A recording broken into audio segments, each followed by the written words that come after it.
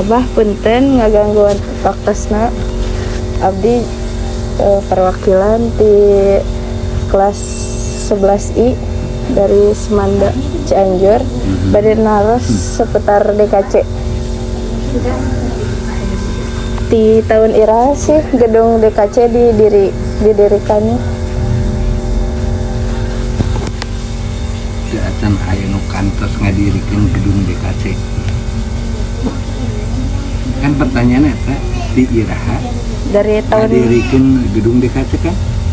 Maka jawabannya da deung ka ieu lagi da acan pernah aya nu ngadirikeun gedung DKC. di tahun berapa gitu ada DKC? Upami dibangunna tahun baraha. Naon nu dibangun teh? Gedung DKC. Da aya gedung DKC. DKC naon? Dewan Apa tuh? Dewan Kesenian Cianjur. Nah, pami Dewan Kesenian Rakyat nah gedung atau napi misalkan tempatna ieu DPRD-na naon? Tempat nampung aspirasi masyarakatnya, tempat jalaninya. Jadi DKC mah Ada gedung. sanes gedung, tapi lembaga kanggo nampung aspirasi masyarakat seni sa Kabupaten Cianjur, maka Dewan Kesenian Cianjur. oh mohon. Ya, di naon nu ditaruskeun teh. Maka ulah lepat harusna. Biasanya gedung DKC dianggo kangge kegiatan naon wae biasana. Saur Abah da acan kantos aya nu ngabangun gedung DKC di Cianjur. Maka saha we nyebatna gedungnya padahal san gedung DKC kawit nama. Nah sok ieu mah di jalanan ya Bapak. Jadi bisi nanya naon wae oge di luar. Kan bade jalan diplomat ses. Yo. Yok narusin naon? Mau ada. Pertanyaannya kan ini masalah jalan. Cara mengarahkan Ya karunya lah ya. Dengan tapi di bekalan ilmu aban tuh juga tapi lamun segitu mau berpikir ayo we dihuapan. Jadi nah kieu gedung itu dulunya bukan gedung kesenian, bukan gedung Dewan Kesenian, bukan balai seni, tapi gedung yang dibuat untuk komplek sekolah orang-orang Tionghoa. Itu tahun 1950-an lah, gitu, ya. Nah, setelah ada konflik politik tahun 64-an tentang PKI dan diisukan bahwa orang-orang keturunan itu adalah paham PKI, maka ada gerakan disebutnya Kami Kapi. Naon Kami Kapi teh?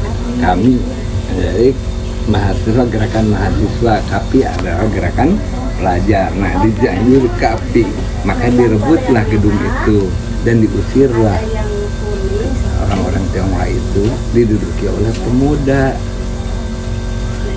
Itu ngena gedung kan, ulah menyebutkan DKT jauh eneh. Nah setelah itu didudukilah pemuda, lantas pemuda mendirikan studio amatiran, jadinya yang menjadi RSPD, ianya radio. Nah setelah itu kosongkan, maka selain itu dijadikan tempat titipan politik di situ, tahanan sementara.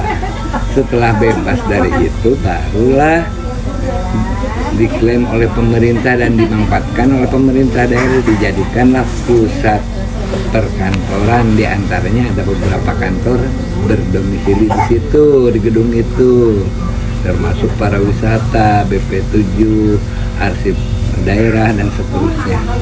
Gitu. Nah, setelah itu bagaimana?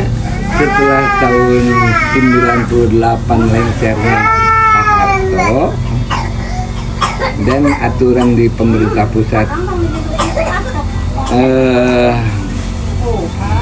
pemerintah pusat mempersempit terlalu boros di instansi teh, maka di merger disebutnya para wisata dijikan sarang DLAJ ieu sarang ieu, maka para wisata pindah ke DLAJ, ini pindah ke sini, akhirnya kosong gedung tersebut. Nah, tahun 99 Abah dan kawan-kawan berpikir, karena sebelumnya juga Abah sudah sering pakai tempat itu untuk latihan kesenian, bagaimana kalau radio sudah ada tempat ini yang kosong dijadikan tempat kesenian, aktivitas kesenian. Nah, sepakat yang pada akhirnya, nah baru setelah itu ngajukanlah kumaha mendekati didirikan tempat manusia, tempat orangnya, insannya, dengan komunitas yang disebut ke komite. Oke lah, jadilah lahir tempat kesenian dan manusianya DKT di Tahun berapa itu? Tahun 2000. 2000. Nah gitu ya, beres lah. Beres. Terus Perkembangan tiap tahunnya gimana? Gedung itu ya tiap tahunnya gimana perkembangannya? perkembangannya gitu ya.